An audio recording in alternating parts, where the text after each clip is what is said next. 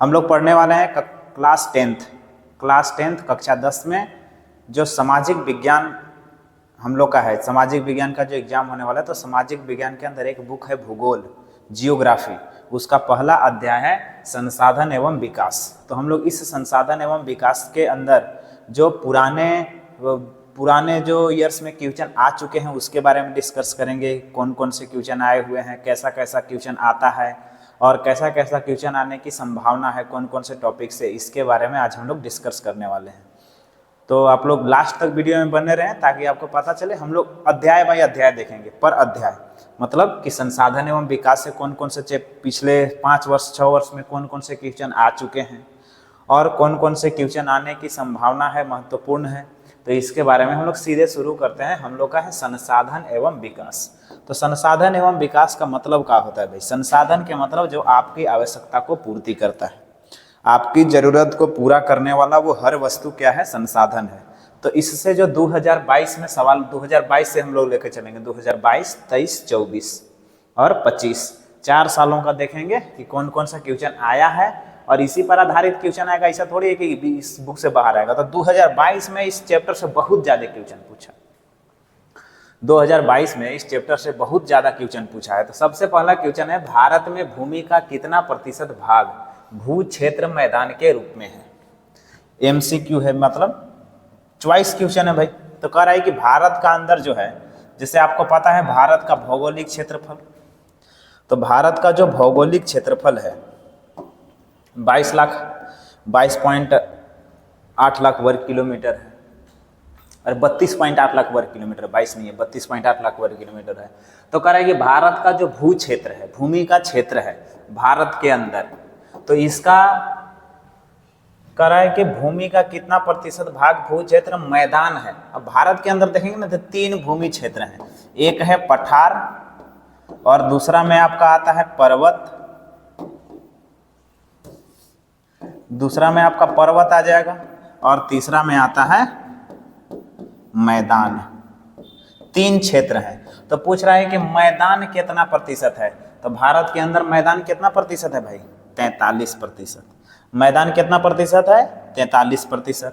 तो मैदान हो गया आपका 43%, 43% मैदान हो गया। 27% क्या है? 27% पर्वत है। तो दोनों को जोड़ देंगे तो आपका पठार हो जाएगा। नहीं, 30% पठार है और 27% पर्वत है। तो ये पहला क्वेश्चन हो गया आपका। तो भारत के अंदर भूमि का कितना प्रतिशत भाग मैदान में है? आपका 43%। अगला क्वेश्चन देखते हैं, ये भी 2022 में आया हुआ है, ये भी 2022 में आया हुआ है हम लोग का पहला चैप्टर है संसाधन एवं विकास से। तो कह रहा है कि देश के क्षेत्रफल का जो क्षेत्रफल है, देश के क्षेत्रफल का लगभग 27% हिस्सा, अभी 27% हिस्सा खनिज, जीवाश्म ईंधन और वनों के अपार संचय के रूप में किस क्षेत्र को जाना जाता है? अभी तुरंत बताए हैं भाई कि 27% हिस्सा पठार है, 30% हिस्सा पर्वत है और 43% हिस्सा मैदान है। तो आपका 27% तो पठार हो गया भारत के अंदर, 30% पर्वत हो गया आपको, 43% मैदान हो गया।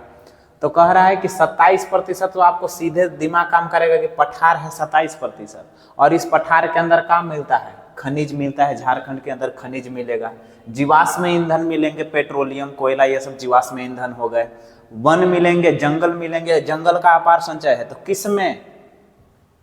मैदानी क्षेत्र में, पठारी क्षेत्र, मैदानी क्षेत्र, पर्वतीय क्षेत्र, या इनमें से सभी किस में है? तो 27% हिस्सा तो किस में है भाई? पठारी में है। तो 27% हिस्सा किस में हो जाएगा? पठार के अंदर हो जाएगा। बिल्कुल सही भाई। तो ये 2022 में आया है, देखिए। तो एक ही क्वेश्चन को दो फिर ये भी 2022 में आया हुआ है। इसके जून 1992 में ब्राजील के किस शहर में प्रथम अंतरराष्ट्रीय पृथ्वी सम्मेलन का आयोजन किया गया था? तो 1992 ईस्वी में है ना, ब्राजील के अंदर एक शहर है, शहर का नाम है रियो डी जेनेरो। कौन शहर का नाम है? Rio de Janeiro. तो जून 1992 में सब क्या किया सब, प्रथम अंतर्राष्ट्रीय पृथ्वी सम्मेलन किया पर्यावरण के ऊपर कि पर्यावरण बहुत ज्यादा नुकसान पहुंच रहा है पर्यावरण को, इसलिए हम लोग करके ऐसा सम्मेलन और यहाँ से इसको हम लोग बेहतर ढंग से पर्यावरण को बचा सके, पर्यावरण को कैसे बचाया जा सके, कैसे इसकी, और इसके बारे में बहुत पूरा देश मिलकर चर्चा कर रहा था और यहीं से तैयार किया था एजेंडा 21। तो आपको पूछेगा कि एजेंडा 21 तैयार कब किया गया था भाई, तो 1992 में तैयार किया गया था। कहाँ से इसका एजेंडा 21 का अवधारणा, एजेंडा 21 की अवधारणा कहाँ से आई थी, ब्राजील के अंदर जो प्रथम अंतर्राष्ट्रीय पृथ्वी सम्मेलन हुआ था। कौन से शहर में, रियो डी जेनेरो।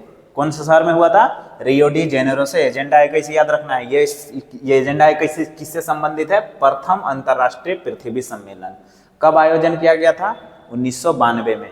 और ये क्वेश्चन कहाँ से आ रहा है, चैप्टर नंबर 1 से। तो आप देखिए अब होगा क्या कि इसमें जिस प्रकार से हम लोग क्वेश्चनों को समझेंगे कि कहाँ कहाँ से क्वेश्चन आ रहा है, तो हमको पता चलेगा कि चैप्टर का कौन सा हिस्सा हमको ज़्यादा फोकस करके पढ़ना है, ताकि हम उस चैप्टर के हिस्से को पढ़ेंगे तो हम लोग आराम से क्वेश्चन को कर सकते हैं, 100 आउट ऑफ 100 कर सकते हैं भाई। ठीक है, अगला क्वेश्चन है कि अगला ये भी 2022 के अंदर आया हुआ है, निम्न में से किस मृदा को रेगर मृदा कहा जाता है।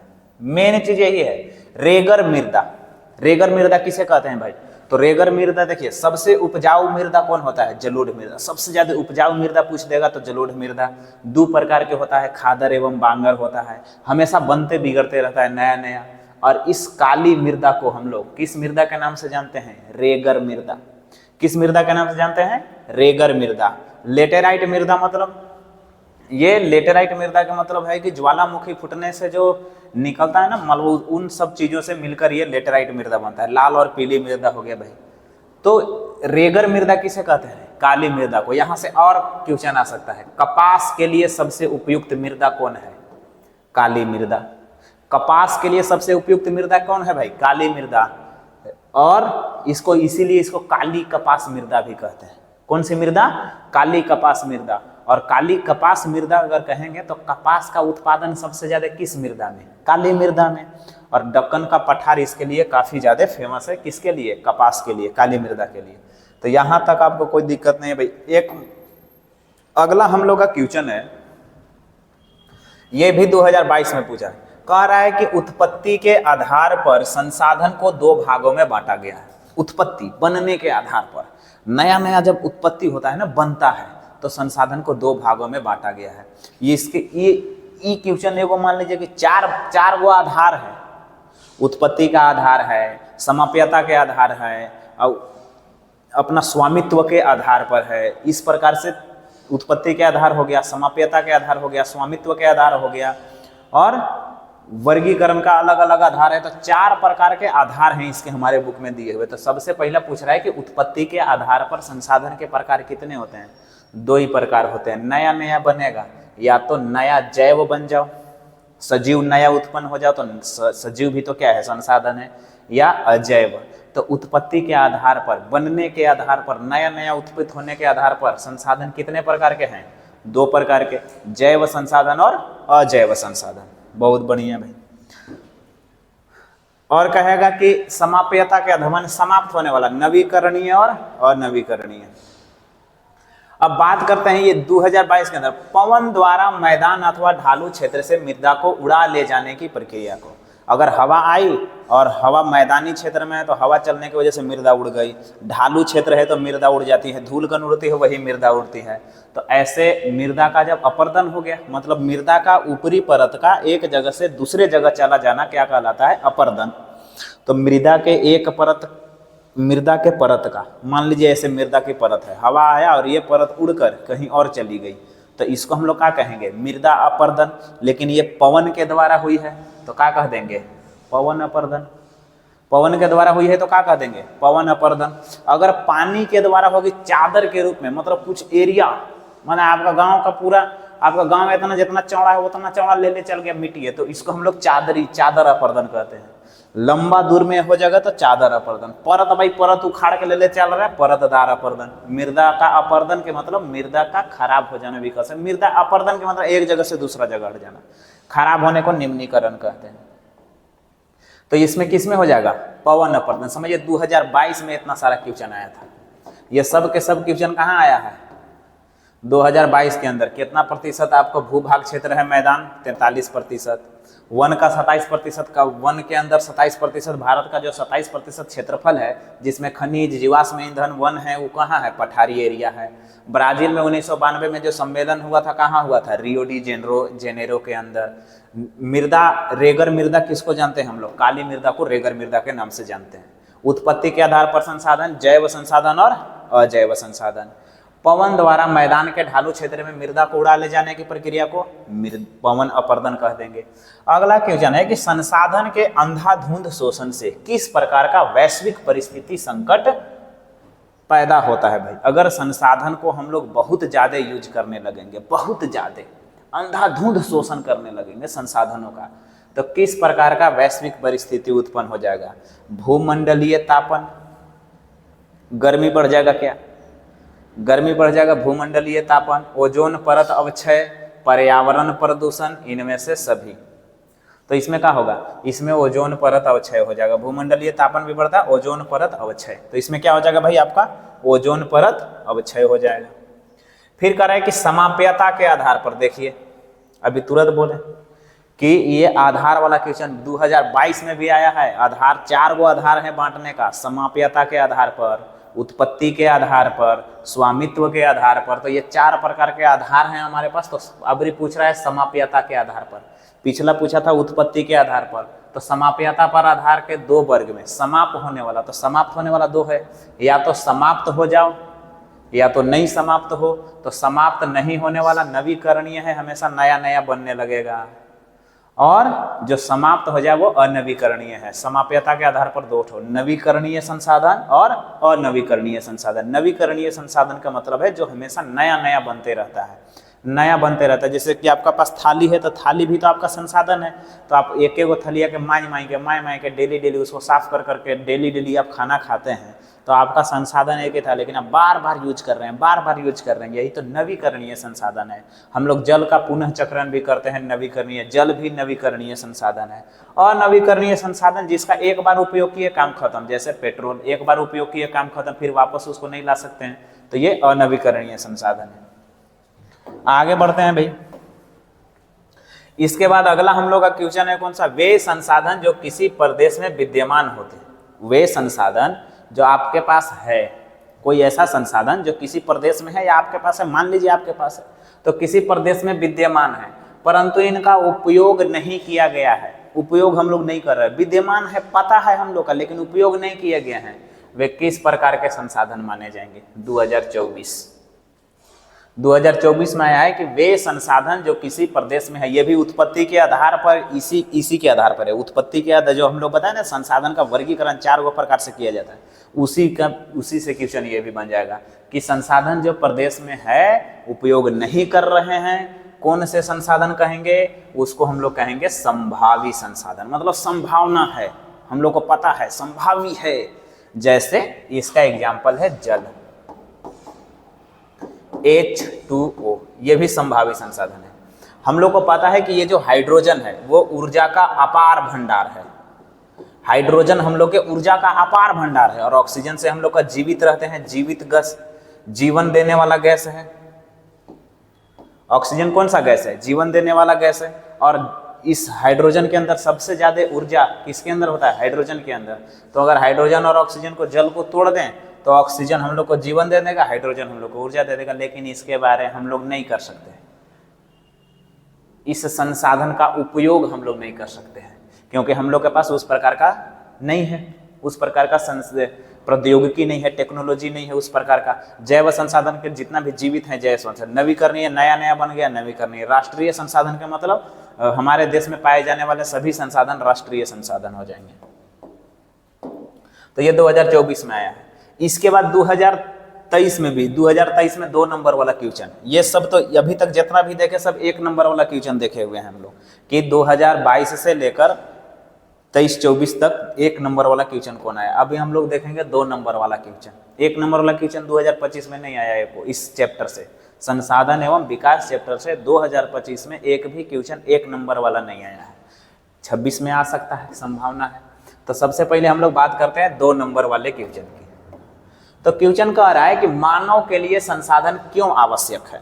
बताइए तो, मानव के लिए संसाधन क्यों आवश्यक है? आपके लिए संसाधन क्यों आवश्यक है? भाई जरूरी है, बिना संसाधन के हम, जैसे कि आप हमको देख रहे हैं भाई, तो ये संसाधन ही तो है जो आपको आपके यूज में आ रहा है। आपको काम में आने वाला हर चीज, आपके काम में आने वाला हर वस्तु, हर चीज क्या है?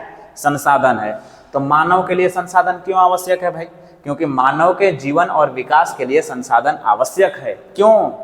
भोजन भी तो संसाधन है। भोजन, पानी, वायु जैसे संसाधन जीवन को बनाए रखते हैं। आवास, वस्त्र, ऊर्जा संसाधन जरूरी है। आवास रहने के लिए जरूरी है। वस्त्र, अभी ठंडा में है भाई, ठंडा तो दिक्कत हो जाएगा आपको, तो ठंडा में बचने के लिए वस्त्र जरूरी है। ऊर्जा तो जरूरी है, हर काम करने के लिए क्या चाहिए? ऊर्जा चाहिए। आर्थिक विकास करने के लिए चाहिए, सामाजिक विकास करने के लिए चाहिए, सांस्कृतिक विकास करने के लिए चाहिए। तो आर्थिक, सामाजिक, सांस्कृतिक उन्नति पर यह संसाधन है भाई, जरूरी है।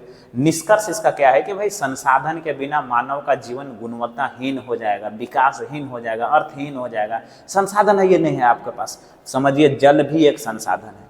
तो संसाधन के बिना मानव जीवन, समाज का विकास संभव ही नहीं है। विकास हो भी नहीं, विकास का मर जाएगा बिना संसाधन के। विकास तो छोड़िए। तो ये क्वेश्चन जब आएगा तो हम लोग इस प्रकार से पॉइंट टू पॉइंट जब लिखेंगे ना, तो इसमें नंबर आने की संभावनाएं ज्यादा बढ़ जाती है। आपका नंबर अच्छा से आएगा। और ये झारखंड बोर्ड के लिए भाई। इसके बाद अगला क्वेश्चन है 2025 में, 15 में, 13 में, 11 में। मतलब ये जो क्वेश्चन है 2025 में भी पूछा है, 2015 में भी पूछा है, और 2011 में भी पूछा है, और 2013 में भी पूछा है। संसाधन क्या है भाई? कह रहा है कि मिट्टी संरक्षण के 3 उपाय बताइए। मिट्टी को हम लोग कैसे बचा सकते हैं, इसके 3 उपाय बताइए। तो 3 उपाय इसका क्या हो सकता है? वनोन्रोपण, पेड़ लगा देंगे बहुत सारा तो मिट्टी का हो जाएगा, मिट्टी का कोई दिक्कत नहीं होगा। समोच्च जोताई कर देंगे, समोच्च रेखीय जोताई कर देंगे। ढालू क्षेत्र जहाँ होता है, ढलान, वहाँ पर समोच्च रेखीय जोताई, एक रेखा में जोताई करके फिर गैप करके समोच्च रेखीय जोताई इसको बोलते हैं। और सोपान खेती कर देंगे। खेती, सोपान खेती के मतलब क्या करना है भाई? सीढ़ी नुमा खेती इसी को कहते हैं। सीढ़ी नुमा खेती कर सकते हैं। और भी बहुत सारे काम है। कम सिंचाई करके भी भूमि निम्नीकरण को रोक सकते हैं, और रक्षक मेखला बनाकर भूमि निम्नीकरण को रोक सकते हैं। तो 3 को आपको से पूछ रहा है, तो 3 हम जब आपको पढ़ाते हैं क्लास में, तो वहां पर बहुत सारी यहाँ पर लिखवाए चुके हैं आपके लिए। तो आपको बस यही, और ये कब पूछा है? 2025 में, 15 में, 13 में, 11 में। कै नंबर का है? 3 नंबर का है। तो मिट्टी संरक्षण के प्रमुख उपाय कौन कौन? वृक्षारोपण। 3 उपाय पूछा, इसका थोड़ा डिस्कस भी कर देंगे। तो जैसे 3 नंबर का, इसीलिए अब वृक्षारोपण पूछा जाए। वृक्षारोपण, अधिक से अधिक पेड़ लगाकर मिट्टी के बहाव, मिट्टी को बहने से रोक सकते हैं। अब मान लीजिए ये पानी आपका गांव में आ गया, पेड़ है ही नहीं, तो पेड़ की जड़ें जो क्या होती है, मिट्टी के अंदर तक जाती है और मिट्टी को चारों तरफ से जकड़ के रखती है। जब पानी आता है तो पानी से मिट्टी बह नहीं पाता है। तो मिट्टी जब नहीं बचेगा तो मिट्टी का क्या हो रहा है? मिट्टी का जो संरक्षण हो रहा है, बचाव हो रहा है मिट्टी का। दूसरा है समोच्च जोताई।